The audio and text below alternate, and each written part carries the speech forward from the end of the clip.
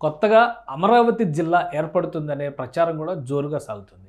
అసలు మంత్రివర్గ ఉపసంఘం ముందరకు వచ్చినటువంటి ప్రతిపాదనలేంటి? అమరావతి జిల్లా ఏర్పాటు చేయడానికి ఉన్నటువంటి అవకాశాలేంటి? ఒకసారి పరిశీలించేటువంటి ప్రయత్నం చేద్దాం. ఆంధ్రప్రదేశ్ ప్రస్తుతం 26 జిల్లాల రాష్ట్రంగా కనిపిస్తుంది. 26 జిల్లాలని విభజించడానికి గతంలో ఉన్నటువంటి వైఎస్ఆర్సీపీ ప్రభుత్వం వేసినటువంటి ఒకే ఒక్క ప్రాథమిక సూత్రం ప్రతి పార్లమెంటు నియోజకవర్గాన్ని జిల్లా కింద విభజించాలి అనేటువంటి ప్రతిపాదన. ఇది ఆంధ్రప్రదేశ్లో పార్లమెంటరీ నియోజకవర్గాల మ్యాప్ ప్రతి పార్లమెంట్ నియోజకవర్గాన్ని ఒక జిల్లాగా మలచడంతో జరిగినటువంటి ఒకే ఒక స్వల్పమైనటువంటి మార్పు అరకు జిల్లా మాత్రమే 2 భాగాలుగా వచ్చింది. అందుకే అది 26 జిల్లాల రాష్ట్రంగా ఆవిర్భవించింది. అంటే ఈ విధంగా ఆవిర్భవించింది. అరకు జిల్లాని 2 భాగాలుగా చేయడం ద్వారా ఇటు పార్వతీపురం మన్యం జిల్లా ఏర్పడింది, అలానే అల్లూరు సీతారామరాజు జిల్లా ఏర్పడింది. అక్కడ పార్వతీపురం హెడ్ క్వార్టర్స్, ఇక్కడ పాడేరు హెడ్ క్వార్టర్స్గా ఉంది.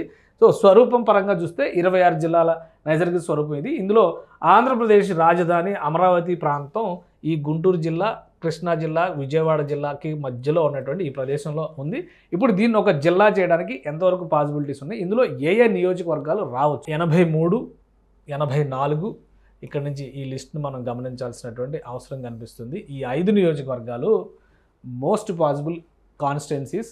అమరావతి జిల్లాని ఫామ్ చేయబోయేటువంటి కాన్స్టిట్యున్సీ నందిగామ నియోజకవర్గం, అలానే జగ్గయ్యపేట, అలానే పెదకూరపాడు, తాడికొండ, మంగళగిరి.